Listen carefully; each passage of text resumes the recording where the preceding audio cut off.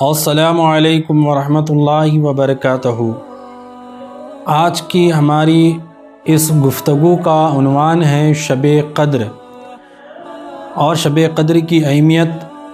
اور امتیازی شان اس امت کو جو دی گئی ہے، اللہ تبارک و تعالیٰ نے آقائے دو جہاں صلی اللہ علیہ وسلم کے وسیلے سے اس کے متعلق ہم کچھ بات کرنے کی کوشش کریں گے۔ اس امتیازی فضائل میں شب قدر ہے جو سال بھر میں ایک مرتبہ آتی ہے، اور صرف اس رات کو عبادت میں مشغول کر دینے والوں کو 1000 مہینے کی خالص عبادت سے بھی زیادہ ثواب ملتا ہے۔ قرآن کریم میں ہے کہ لیلۃ القدر خیر من الف شہر، یعنی ایک شب قدر بہتر ہے 1000 مہینے سے۔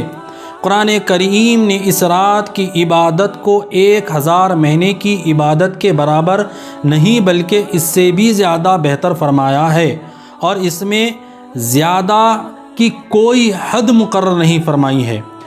اللہ تعالیٰ کی رحمت سے کیا ہے کہ اس کو 1000 سال کے برابر بنا دیں، کیونکہ یہ اللہ کی رحمت ہے، اس کے لیے کوئی بڑی بات نہیں ہے کہ کتنا اس کو ثواب دے دے۔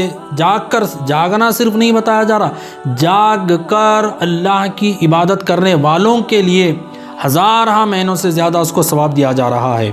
اس خاص امتیازی انعام کی ایک وجہ حدیث شریف میں آئی ہے کہ ایک مرتبہ رسول اللہ صلی اللہ علیہ وسلم کو پچھلی امتوں کی کچھ طویل عمریں بطور وحی دکھلائی گئی،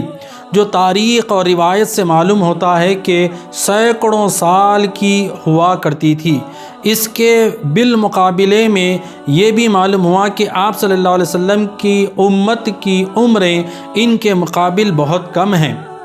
جیسا کہ ایک حدیث میں حضرت صلی اللہ علیہ وسلم کا ارشاد ہے کہ میری امت کی عمریں 60 اور 70 کے درمیان ہوں گی۔ اس واقعے نے حضرت صلی اللہ علیہ وسلم کے قلب مبارک پر یہ اثر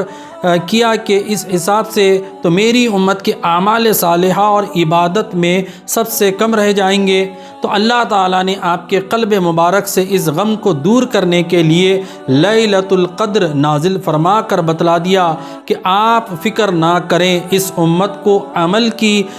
قیمت بہت بڑھا دی گئی ہے کہ صرف ایک رات میں 1000 مہینے کی عبادت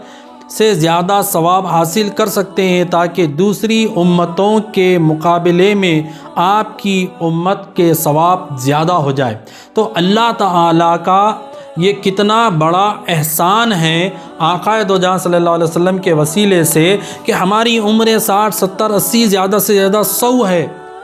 پچھلی امتوں کی عمریں سینکڑوں برس ہوا کرتی تھی، اور وہ سینکڑوں برس عبادت کیا کرتے تھے۔ ہم اتنی عمر بھی پا کر ہو سکتا ہے کہ ہماری نمازیں قضا ہو رہی ہوں، تو اللہ نے اتنا بڑا احسان کر دیا ہم پر، اتنا بڑا کرم کر دیا کہ سال میں ایک شب قدر عطا فرما کر اللہ نے کرم کر دیا کہ اے محبوب، آپ کی امت اگر اس رات میں قیام کر لے، قرآن پڑھ لے، استغفار کر لے، مجھ سے توبہ مجھ سے گناہوں کی معافی مانگ لے، توبہ کر لے، قیام کر لے، نمازیں پڑھ لے، اور ساری رات جاگ لے، اور اسی حالت میں وہ صبح کر لے، تو 1000 برس سے زیادہ ان کو میں ثواب عطا کر دوں گا۔ اللہ اکبر، سبحان اللہ، سبحان اللہ۔ تو اتنی بڑی نعمت، اتنا بڑا انعام اللہ تبارک و تعالی ہمیں نواز رہا ہے، تو کیا یہ عقل نہیں کہ ہم اس کو ایسے ہی رائگاں کر دیں، کہ ہم چھوڑ دیں؟ ہرگز نہیں۔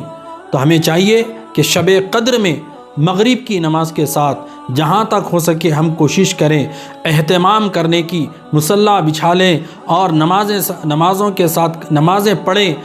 عشاء کی نماز کے بعد، تراویح کے بعد اگر خدا نخواستہ نمازیں قضا ہو جاتی ہیں تو وہ نمازیں ہم پوری کر لیں، قرآن کی تلاوت کریں، استغفار کی تسبیح کثرت سے اس رات کو کریں، قرآن پاک کی تلاوت کثرت سے کریں، درود شریف کثرت سے پڑھیں، اور اللہ کی بارگاہ میں حمد و ثنا مناجات پیش کرتے ہوئے اللہ سے دعا مانگے، خیر مانگے، برکتیں مانگے۔ اللہ نے ہمیں سال بھر میں یہ ایک موقع عطا فرمایا ہے۔ اللہ تعالیٰ سے میں دعا کرتا ہوں کہ اے اللہ پاک شب قدر میں ہم سب پر رحم فرما دے، ہمیں جاگ کر تجھے راضی کرنے والا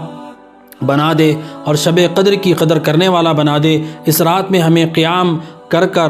اگر خدا نہ خواستہ ہماری نماز قضا ہے تو نمازیں پوری کر لینے کی ہمیں توفیق عطا فرما، استغفار اور درود پڑھنے کی توفیق عطا فرما۔ اللہ ہم پر رحم فرما، ہم پر کرم فرما۔ وما علینا الا البلاغ۔